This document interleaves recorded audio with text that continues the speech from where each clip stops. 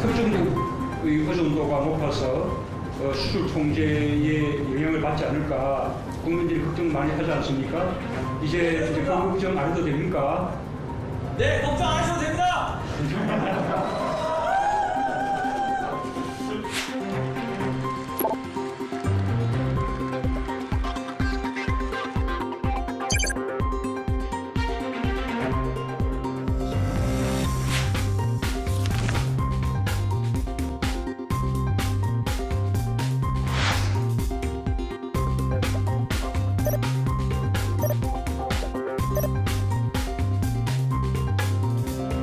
갈등의 심화와 세계 제조업 경기의 급격한 위축으로 전 세계 대부분의 나라가 성장 둔화를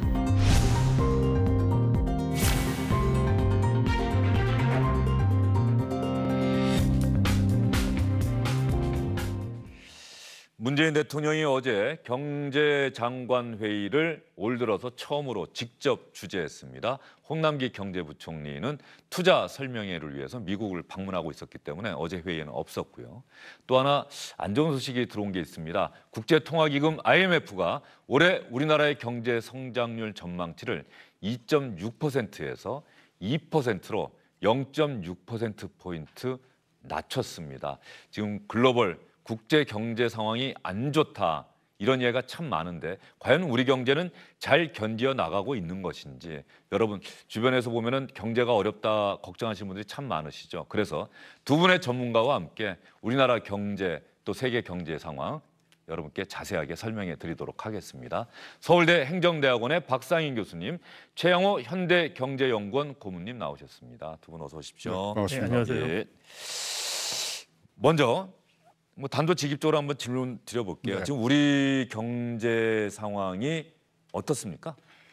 쉽게 말씀드리면요. 불황이 오면 우리 옆집 아저씨가 직장을 잃습니다. 대공황이 오면 제가 직장을 잃는 게 대공황입니다. 예. 그러니까 우리 옆집 아저씨 일 잘하시거든요. 저도 일 잘하고 있고 따라서 대공황이나 불황 정도는 아니지만 특단의 조치가 없으면 위기에 들어갈 수 있는 초입에 와 있는 거죠. 아, 위기에 초입에 와 있다. 초입에 왔기 때문에 진짜로 우리가 재정을 확대한다든가 특단의 조치들이 지금 하지 않으면 굉장히 우리 일본과 똑같은 처지의 그런 저성장, 저물가 아주 트랩에 함정에 쏙 빠질 수밖에 없는 그런 상황이 있다고 보여집니다. 일본이 20년 동안 장기 불황이었다 그렇죠. 이런 얘기가 있었는데 자칫하면은 그런 일본의 전철을 밟을 수도 있다. 그대로 가고 있습니다. 지금 현재. 그래서 그걸 끊어줘야 되는 그런 시기라고 보여집니다. 예, 교수님 생각은 어떠세요? 네, 거시 지표들을 다른 나라들하고 비교해서 보면 우리가 나쁘지 않다라는 의미로 정부에서는 그다지 나쁘지 않다라는 이야기를 지금 계속하고 계신데요. 그런데 이 거시 지표도 추세적인 면에서 보면은 예를 들어서 성장률 저하라든지 수출 감소율이라든지 제조업 가동률 같은 지표를 한 10년 단위로 보면은 최근에 굉장히 추세적으로 나빠지고 있고 그 추세적으로 나빠지는 것이 다른 나라들하고 비교했을 때 더 심각하다라는 것이고요. 그렇게 추세적으로 나빠지는 배후에는 한국 경제의 구조적인 문제점들이 있다. 어떻게 보면 제조업의 위기, 현재 제조업의 한계 국면에 왔다. 이것이 빨리 정책적으로 교정이 되지 않는다면은 아까 전에 최 고문님이 말씀하신 것처럼 상당한 경제적인 위기가 올 수가 있다. 저는 일본처럼 우리가 장기 불황으로 갈 거라고 생각하지 않습니다. 오히려 한국 경제는 집중도가 굉장히 높습니다. 산업도 그렇고요. 재벌에 대한 집중도도 높기 때문에 경제 위기가 오히려 올 수가 있다. 라는 생각까지 하고 있습니다. 아, 두 분 말씀 들어보니까 지금 당장이 위기라고 심각한 위기라고까지는 얘기하기는 어렵지만 위기의 초입, 심각한 위기로 가는 거의 초기 단계까지는 와 있는 것 아니냐. 이때 뭔가 끊어줘야 된다. 우리 정부에서 그 역할을 해야 된다라고 하는 이야기를 하고 계신데 조금 전에 세계 경제가 전반적으로 좋지 않다라고 하면서 그 원인이 글로벌 제조업이 위축되고 많이 나오는 게 미중 무역 갈등. 이 부분이 참 많이 나오고 있고 무엇보다 고도 성장을 계속해오던 중국의 경제 성장률이 둔화하고 있는 듯한 이 추세. 그러면 중국과 미국에게 가장 많이 의존하고 있는 대한민국은 따라서 당연히 어려운 상황일 수밖에 없다. 당연히 맞습니다. 현재 경제가 나빠지고 있는 측면이 내재적인 제가 제조 문제 말씀을 드렸는데 예. 2011년부터 이런 제조 위기 국면들이 지속이 됐고요. 그것들이 수출 증가율의 급격한 감소 이런 데 나타났습니다. 근데 최근에 들어서는 그게 더 심각하게 부각되는 것은 말씀하신 것처럼 미중 무역 분쟁이라든지 전 세계적인 경기 둔화, 수출에 대한 의존도가 높고 특히 미국과 중국에 대한 수출입 의존도가 높은 우리로서 굉장히 직격탄을 맞고 있는 구조다. 그래서 엎친 데 덧친 격이라고 이야기는 할 수 있습니다. 그럼에도 불구하고 이 두 가지 요인에 대해서 정책적 대응이 다르게 가야 되지 이것들을 혼돈을 해서 경기 변동적인 사이클에서 지금 나쁘다는 식의 안이한 대처를 해서는 구조적인 문제들을 놓치게 되고 더 큰 위기를 가져올 수 있다. 정부 당국자들이 이 부분에 대해서 인식이 좀 안이한 게 아니냐라는 생각입니다.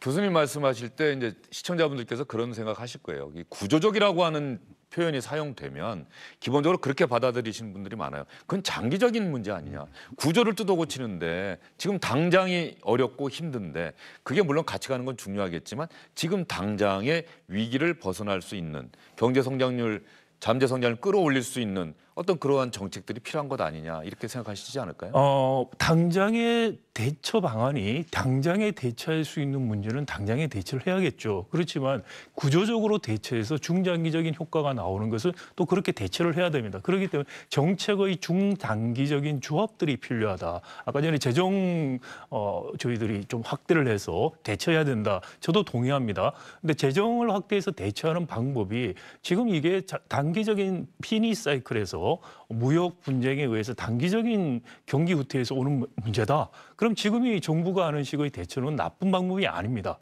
그 단기 일자리 위주의 대책을 지금 하고 있죠. 네. 그런데 이것이 아니고 보다 근본적으로 구조적인 문제점에서 근본 문제가 있다고 생각한다면 재정 지출을 할 때도 구조조정을 할 수 있는 구조조정의 마중물 역할을 할 수 있는 재정 지출을 하는 것이 단기, 중기, 장기 정책과 어울려서 갈 수가 있다는 것이죠. 장기적인 효과가 나온다는 정책은 지금 해야지 장기적인 효과가 나오는 겁니다. 그렇죠. 지금이라도 출발을 해야 그거를 효과가 나오는 시점이 더 당겨지겠죠. 그렇습니다. 예. 그러지 않고 단기 대책만 가면 어떤 시점에 가면은 단기 대책도 더 이상 작동하지 않고 위기를 막을 방법이 없다. 문재인 정부는 어떻게 보면 이런 굉장히 구조적인 문제점을 유산으로 받은 정부입니다. 그런데 자꾸 문재인 정부 자체가 자꾸 경제가 나쁘지 않다고 말을 함으로 인해서 오히려 그동안 그래왔죠. 네, 예. 이 경제 문제의 본질을 또 잘못 이해할 뿐 아니라 잘못되면은 본인들이 정말 모든 책임을 뒤집어 쓰게 되는 그 정책적인 과오를 범하고 있다.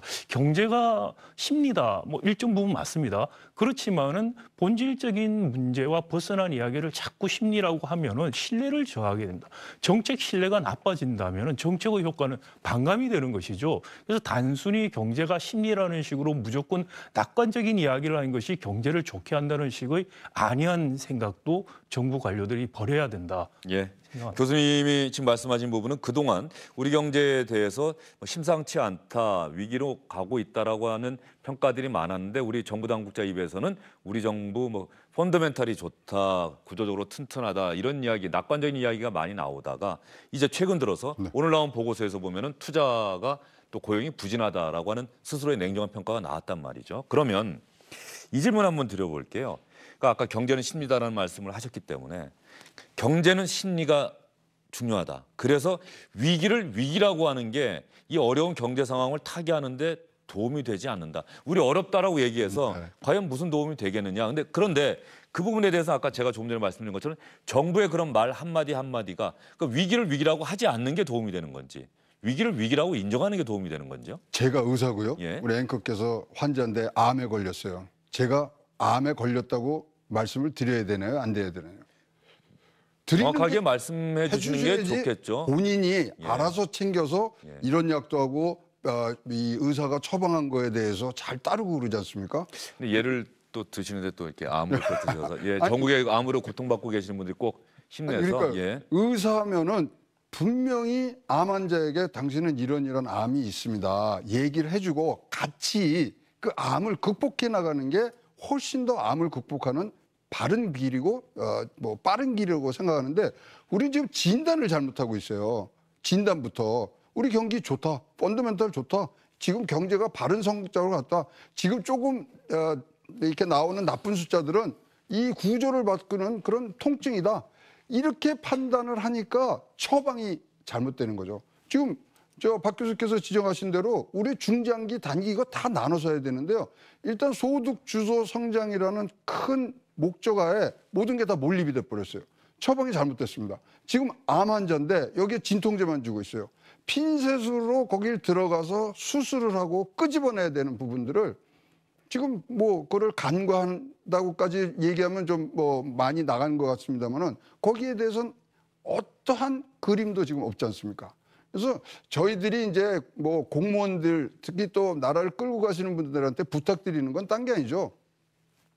집 바깥에 낙엽이 하나 떨어진 걸로 가을이 오는 거를 알아야 된다는 거죠. 지도자들은. 예. 근데 지금 우수수 지금 낙엽이 다 떨어지고 있는데도 여름철이라고 주장하시면은 그것이야말로 내가 갖고 있는 병에 대해서 내가 싸워야 되는 의지를 지금 그거를 저버리는, 그래서 거꾸로 심리를 정확히 갖고 갈 수 있는 부분들을 놓치고 있는 거 아닌가 그렇게 생각이 듭니다. 예, 그러면 얼마 전에 있었던 이호승 청와대 경제수석의 이야기 한번 들어보고, 이 관련한 질문이었거든요. 제가 드린 질문이 한번 들어보고 나서 이야기를 이어가도록 하겠습니다. 과도하게 그 위기를 너무 쉽게 그렇게 얘기하는 것에 대해서 제가 무책임하다고 저는 얘기를 하는데, 왜냐하면은 이제 경제 상황에 대해서 계속해서 나쁜 점을 지적을 하고 나쁘다는 인식을 심으면 결국은 이제 그게 실현이 돼서 사람들이 다 지출도 미루고 소비 안 하고 투자 더 안 하고 하면 결국은 진짜로 경기가 더 나빠집니다. 더 나빠졌을 때 그러면은 그 피해를 입는 그 저소득 계층, 서민 경제 이런 데 대해서는 그럼 누가 책임을 지는 건가 하는 점에서 저는 그게 무책임하다고 얘기를 하는 것입니다. 경제수석의 얘기에 대해서 좀 비판적인 의견을 갖고 계신 거죠? 저분이 강만수 부총리 시절에 기재부에 계셨던 분이거든요. 근데 강만수 부총리가 그 당시에 IMF 때 어떤 일을 하고 다녔었습니까? IMF 터지기 전에 3개월 동안 전국을 돌아다니면서 우리나라 경제 펀더멘탈 좋습니다. 우리 국가 경쟁력 좋습니다. 그거 수내 강연을 하고 다니셨거든요. 예. 그거는 뭐죠? 저분도 그때 기재부에서 일하시던 분이고요. 그렇게 좋다 해서 거짓은 아니더라도 사람들의 심리를 정확한 판단을 안 해줬을 때 우리가 분명히 위기를 맞았던 경험이 있습니다. 그것에 대해서는 어떤 얘기를 하실지 모르겠습니다. 아프다, 안 아프다, 그것을 포장해서 얘기해달라는 게 아니고 정확한 얘기만 해주면 우리가 같이 정부하고 민간하고 같이 해서 위기는 넘겨가고 경쟁력을 더 쌓는 그런 부분들로 가야 되는 거 아닌가 생각이 듭니다. 이호승 경제수석의 이야기를 교수님은 어떻게 들으셨어요? 글쎄요, 심리라는 말을 좀 너무 쉽게 생각하는 게 아니냐라는 생각이고요. 어떻게 보면 심리라기보다 신뢰의 문제라고 저는 생각을 합니다. 그런데 현실에 대해서 긍정적인 이야기를 하는데 그다지 설득력과 근거가 없는 이야기를 하면서 이게 심리 때문에 이야기합니다. 그런 식의 또 설명을 하셨어요. 그건 정책에 대한 신뢰를 굉장히 저하시키는 굉장히 부적절한 발언이라고 생각이 됩니다. 정책이 우리가 지금 이런 상황에 대해서 정부가 객관적으로 냉철하게 인식하고 있다. 이것들을 위해서 우리는 이러이러한 준비를 하고 있다. 정부를 믿고 같이 헤쳐나가자. 그러면 정말 경제가 업그레이드 될 수가 있다.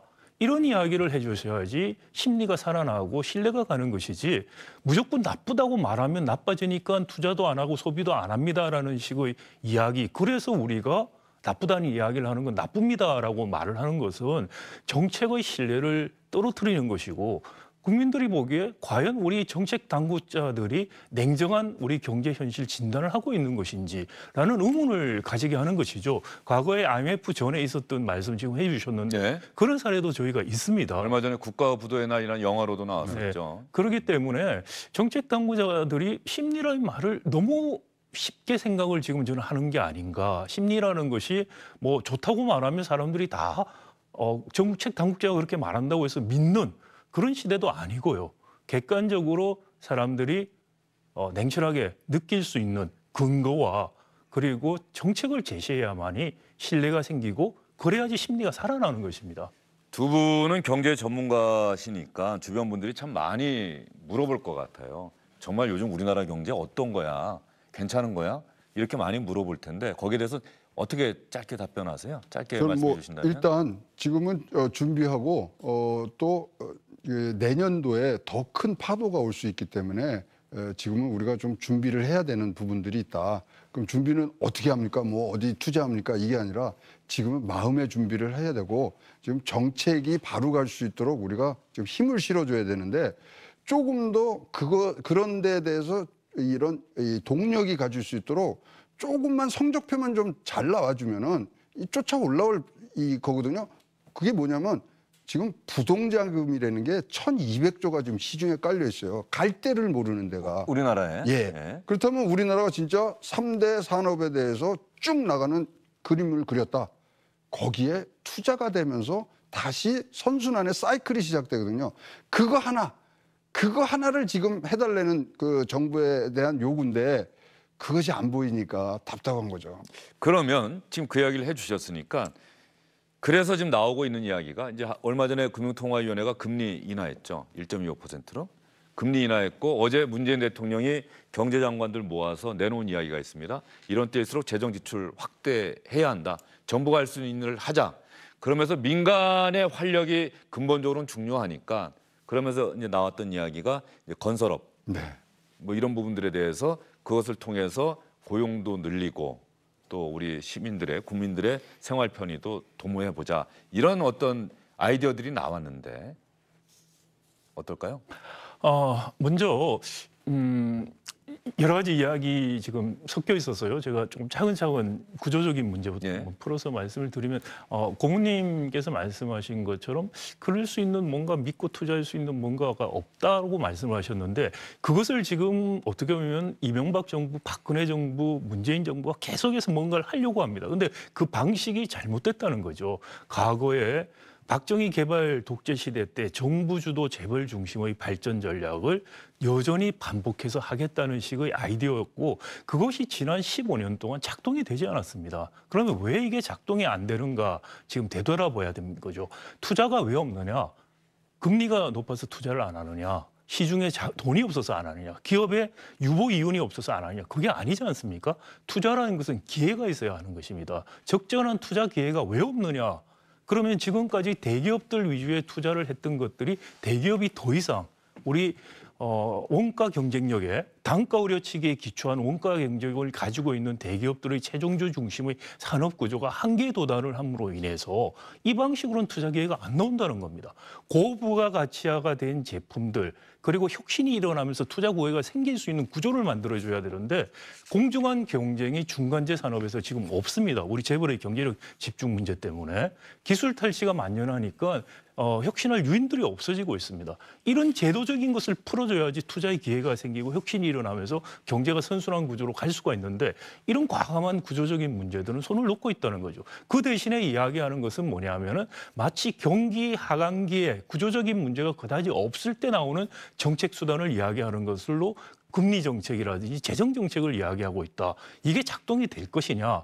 지난 10년 동안 작동이 안 된다는 걸 보여줬고요. 지금 최근에 문재인 정부에서 한 것도 작동이 안 됩니다. 금리 낮춰가지고 금리를 낮추면 대부분 그러면은 투자가 늘 것이다 이렇게 생각을 하죠. 소비가 늘 것이라고 생각하는데 금리를 낮췄다고 지금 돈이 설비 투자 쪽으로 가느냐 안 갑니다. 그리고 설비 투자하는데 아까 말씀하셨습니다마는 돈이 없어서 지금 투자를 안 하고 있는 게 아닙니다. 적절한 투자 기회를 못 보고 있기 때문에 그런 것이죠. 금리를 낮추는 것이 결국은 부동산이라든지 대기 자금으로 오히려 몰리는 효과만 나오지 경기 부양에서는 큰 효과가 있을 수 있겠느냐. 그래서 재정 정책을 이야기를 하는데 재정 정책이 지금 단기 일자리라든지 SOC 산업 위주로 간다면 이거 역시 단기적인 대책에만 그친다는 것이죠. 예를 들어서 자동차 산업 같은 경우에 지금 전기차로 내연기관이 전기차로 지금 이행을 해가는 과정입니다. 이 과정에 많은 사회적 인프라라든지 이직 같은 것들이 일어나고 직장이 바뀌게 됩니다.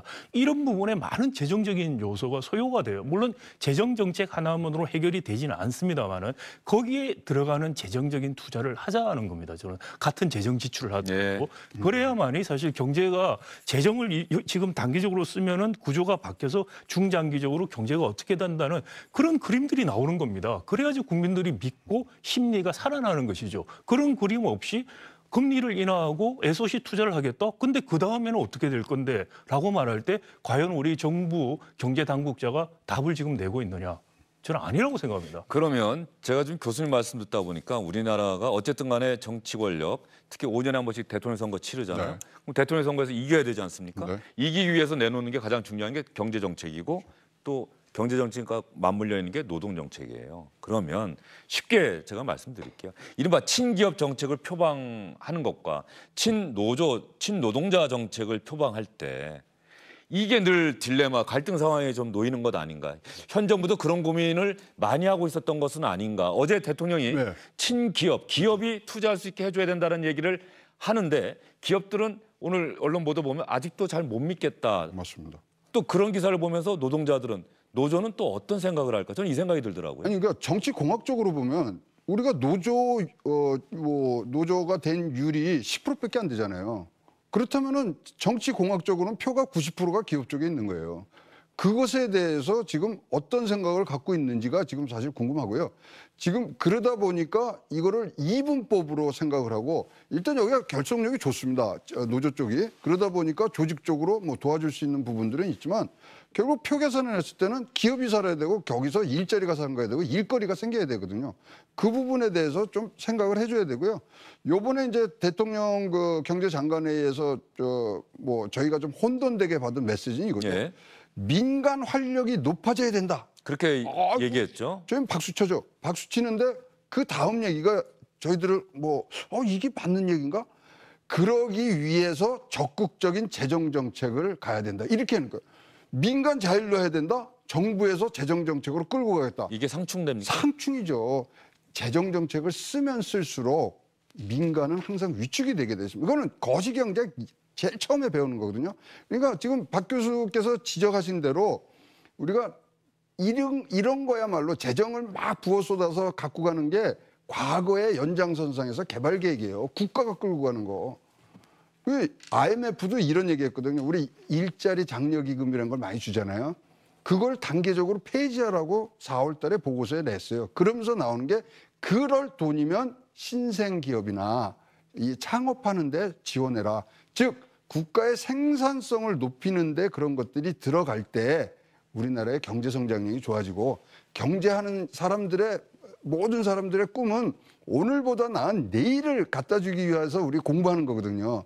그것이 성취가 될 수 있는 토대가 만들어진다고 보여집니다. 예, 참 이 이야기는 1시간, 2시간 뭐 이렇게 좀 방송을 해야 되는 사안인 것 같은데 어쨌든 간에 지금 현재의 경기 상황에 대해서는 IMF가 우리나라의 경제 성장률 전망치를 낮췄다. 한국은행 금융통화위원회가 우리 또 금리를 낮췄다. 지금 뭔가 경제가 심상치는 않다. 그래서 정부가 할 수 있는 뭔가 최선을 다하고 있다. 이런 상황이어서 두 분을 모셨는데요. 좀 마무리하는 차원에서 뭐 어쩔 수가 없습니다. 더 하고 싶은 이야기는 많은데 그러면 아까 이제 계속해서 현 정부의 정책에 대해 대책에 대해서 좀 비판적인 의견을 해주셨는데 그럼에도 불구하고 지금 당장 정부는 무엇을 하고 기업은 무엇을 하고 시청자 우리 노동자는 무엇을 해야 되는지 두 분께 한 1분 정도씩의 시간만 드리겠습니다. 네, 뭐 정책에 대해서 친노동, 친기업 또는 큰 정부, 작은 정부 이런 식의 이분법적인 접근을 하는 것은 지금 마땅치가 않고 바람직하지도 않다라는 생각입니다. 정부와 시장이라는 측면에서 보더라도 정부의 역할이 무엇이 되어야 되는가가 중요한 것이지 정부의 크기가 어떻고 이것이 지금 중요한 문제가 아니다는 것이죠. 공정과 성장이라는 것이 지금 우리 단계에서 상극이 아니라고 저는 생각합니다. 공정한 경쟁의 룰, 공정하게 보상을 받을 수 있는 룰, 착취당하지 않는 제도를 만들어주는 것이 성장을 지금 견인할 수 있다. 정부가 해야 되는 것은 그런 룰을 만드는 것이 지금 급선무고 가장 시급한 문제인데 문재인 정부가 안타까운 것은 그 부분은 계속해서 이야기를 하지 않고 있다. 그것이 바뀌어야지 그 룰이 제대로 만들어져야지 기업도 노동자도 열심히 일하고 투자하고 경제활동을 하게 되고 경제가 업그레이드 될 수 있다는 말씀을 꼭 드리고 싶습니다. 예, 그 관련해서요. 어제 문재인 대통령이 제조업과 40대 고용이 부진한 것은 참 가슴 아프다 이렇게 이야기를 했는데 그게 사실 최근 들어 갑자기 이렇게 된 게 아니라 이미 4년 한 1년이 넘은 18개월 사안이거든요. 예. 마이너스였고 사실 그 트렌드는 48개월 전부터 시작이 된 예. 거기 때문에 그런 걸 인식을 해주시는 것조차도 굉장히 좋은데 사실 저는 뭐 여러 가지 지금 제안들이 있습니다만 딱 한 가지만 대통령이 해주셨으면 좋겠어요. 노동개혁입니다. 유연성과 안정성이 이 진짜로 같이 어울려서 있을 뭐 조합이 잘 돼서 나라에 큰 그릇을 만들 수 있는 그런 역량을 가진 정부거든요. 촛불로 태어났기 때문에. 2017년 5월 달에 스포트라이트를 받으면서 대통령이 되신 분이 두 분 계세요. 문재인, 마크롱. 근데 마크롱은 그 2년, 지난 2년 동안 노동개혁을 어쨌든 간에 해냈습니다. 그러니까 예. 불란서가 다시 한번 유럽의 중심이 되고 있고 우리나라도 다시 동북아의 중심이 되려면 지금 이중고졸이라는 노동개혁이 시작이 되는데 다른 정부에서 못해요. 이 정부에서는 할 수 있습니다. 알겠습니다. 그러면 추가로 말씀을 교수님 드리면 시간이 다 됐는데 네, 아주 네, 짧게만요. 아주 짧게만요. 그러니까 프랑스나 우리하고를 단순하게 이렇게 비교하는 예. 것은 저는 무리가 있다고 생각이 되고요. 우리 현실에서 가장 필요한 게 뭔지를 생각해 봐야 된다. 다시 한번 강조를 하고 싶습니다. 예, 오늘 두 분 말씀 들으면서 시청자 여러분 어떤 생각하셨습니까? 아프면 아프다고 정확하게 얘기를 해줘야 하고 그 상태에서 우리의 대책을 찾아야 한다. 그러면서 비유를 아까 암 환자분 얘기 들으셨는데 우리 의사 선생님들 또 암 환자 분들 힘내셔서 또 마지막까지 의지 잃지 마시고 최선을 다해서 꼭 회복해 주시기 바란다는 그 말씀 드리고요. 우리 경제와 관련해서도 문재인 정부가 어렵습니다만 그 어려운 역할을 국민에게 희망을 주는 역할을 꼭 해냈으면 하는 기대를 안고 오늘 주영진의 뉴스 브리핑 마무리하겠습니다. 고맙습니다.